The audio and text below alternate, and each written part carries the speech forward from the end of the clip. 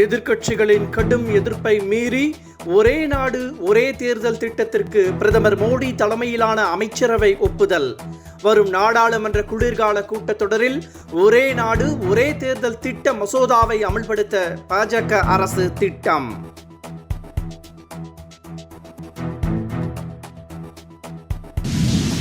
காஞ்சிபுரத்தில் செப்டம்பர் 28 நடைபெற உள்ள திமுக பவளவிழா பொதுக்கூட்டத்திற்கான பணிகள் தீவிரம். திமுக பொதுச் செயலாளர் துரைமுருகன் தலைமையில் நடக்கும் கூட்டத்தில் செல்வ பெருந்தகை, திருமாவளவன், கமலஹாசன் உள்ளிட்ட கூட்டணி கட்சி தலைவர்கள் பங்கேற்க உள்ளனர்.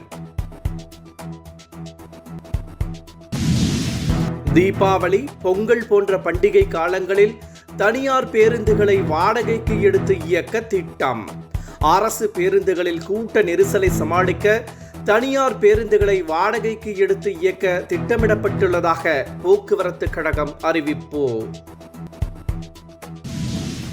ஜாஃபர் சாதிக் மீதான அமலாக்கத்துறை வழக்கில் இயக்குனர் அமீர் உள்ளிட்ட 12 பேர் மீது குற்றப்பத்திரிகை தாக்கல்.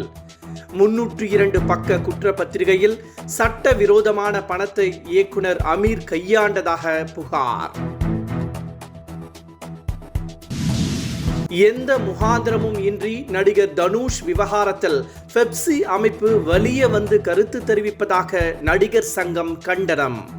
நடிகர் தனுஷ் விவகாரத்தில் பேசி தீர்வு காணப்பட்டுள்ளதால் பெப்சி அமைப்பு அனாவசியமாக கருத்து தெரிவிப்பதை தவிர்க்க வேண்டும் எனவும் நடிகர் சங்கம் எச்சரிக்கை.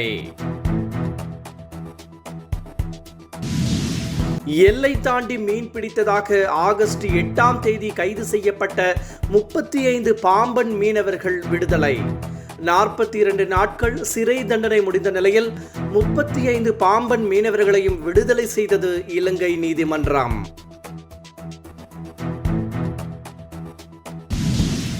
மாஞ்சோலை தேயிலை தோட்ட தொழிலாளர்கள் விவகாரம் தொடர்பாக விசாரணையை தொடங்கியது தேசிய மனித உரிமை ஆணையம்.